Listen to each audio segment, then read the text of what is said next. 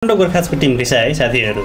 दुईटा म्याचमा किल्लाक परफर्मेन्स दिए तिमीहरुले मलाई क्रिटिसाइज गर्ने, तिमीहरुले मेरो चाहिँ क्वालिटीको बारेमा प्रश्न उठाउने। क्यापिटल सिटीको टिम हो, हामी जुनसुकै बेला पनि कमब्याक गर्न सक्छौं। कमब्याक यस्तो खतरनाक हुन्छ कि ब्याक टु ब्याक विन हुन्छ भनेर एकदम खतरनाक ठुलो स्टेटमेन्ट छोडेर गएको छ काठमाडौँ गोर्खाजले आज।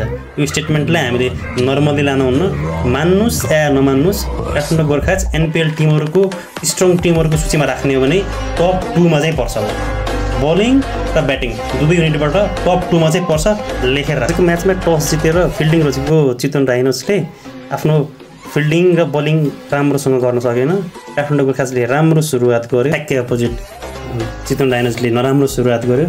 फलस्वरूप काठमाडौँ गोर्खाजले 53 रनले आजको म्याच जित्यो। काठमाडौँ गोर्खाज आफ्नो 5 म्याच खेलेर 3 विन सहित टेबलको दोस्रो स्थानमा छ भने चितवन डाइनोस 4 म्याच खेलेर 2 म्याच विन सहित टेबलको चौथो स्थानमा रहेको। समग्रमा काठमाडौँ गोर्खाजलाई बधाई छ।